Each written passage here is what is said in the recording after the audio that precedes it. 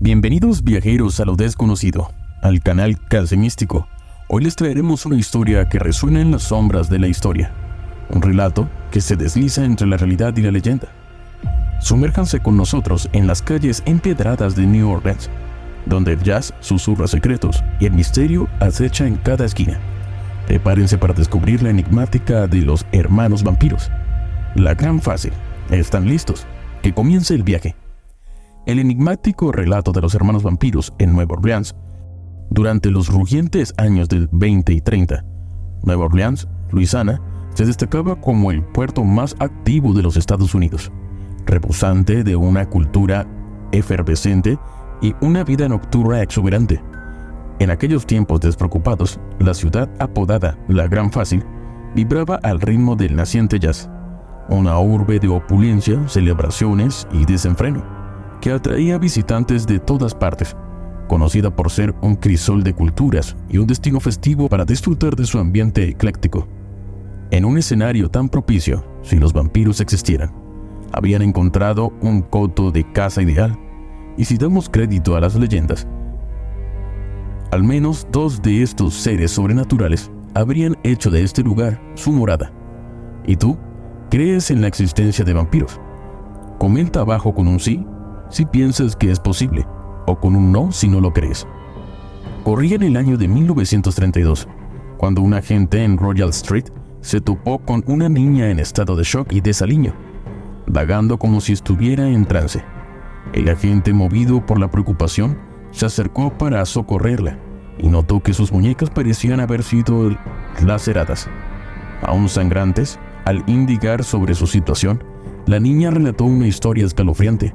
Aseguró haber sido prisionera de dos hermanos, junto a otros cautivos atados, y las muñecas cortadas para que los secuestradores pudieran alimentarse de su sangre. Describió a los hermanos como vampiros, que dormían de día y cazaban de noche. Su escape, dijo que fue posible gracias a un descuido en sus ataduras.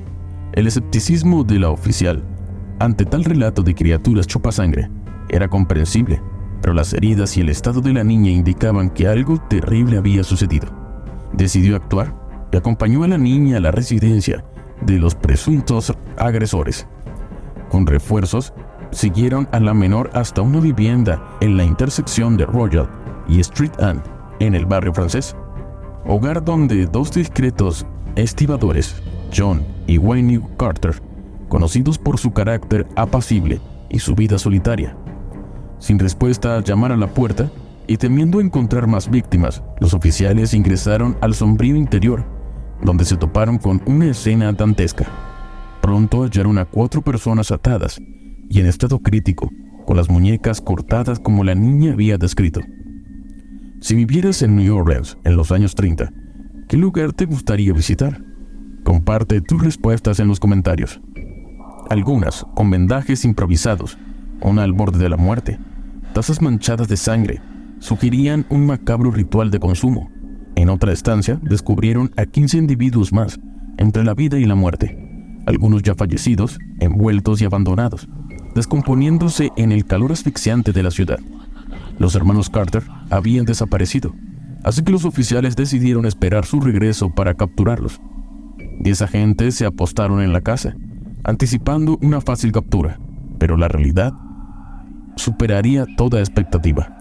La narrativa predominante sobre los acontecimientos que sucedieron revela que al ser confrontados por la policía, los hermanos Carter mostraron una resistencia notable. A pesar de ser descritos como hombres de estatura modesta, con una altura aproximada de 5 pies y 6 pulgadas y un peso inferior a 160 libras, se dice que enfrentaron con sorprendente facilidad a 10 fornidos oficiales, lanzándolos por los aires y dejando a algunos inconscientes antes de ser finalmente reducidos. En un giro más teatral de los hechos, se cuenta que los hermanos lucharon valientemente contra el policía y tras un salto prodigioso desde el balcón, se esfumaron en la oscuridad de la noche. Independientemente de la versión, los hermanos fueron detenidos, ya sea en el acto o el día siguiente, y confesaron rápidamente no solo inmortalidad vampírica, sino también su vulnerabilidad al fuego o a la decapitación, instando a la policía a ejecutarlos, pues De lo contrario, continuarían su eterna cacería de sangre. Tras ser juzgados y hallados culpables del asesinato, fueron ahorcados y sepultados. Curiosamente, parece que el ahorcamiento también figura entre los métodos para acabar con los vampiros. Sin embargo, el relato no concluye aquí.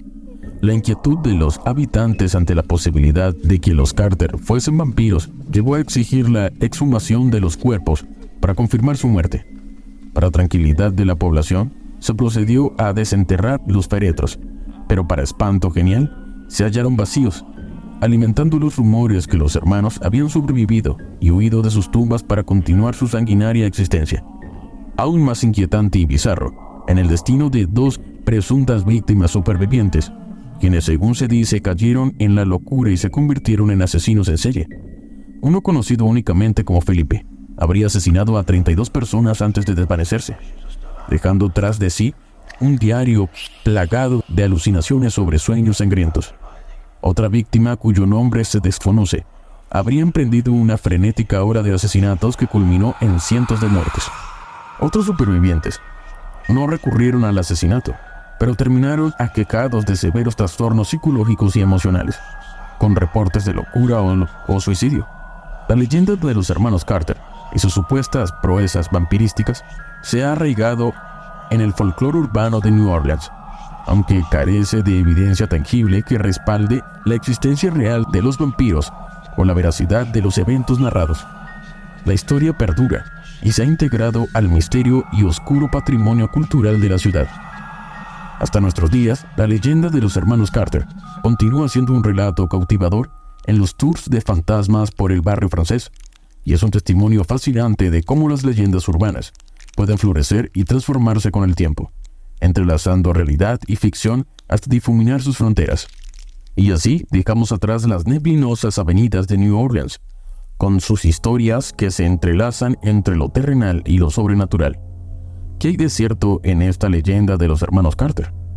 Son meros ecos de un pasado oscuro y advertencias de criaturas que aún rondan en busca de presas. Tal vez nunca lo sepamos.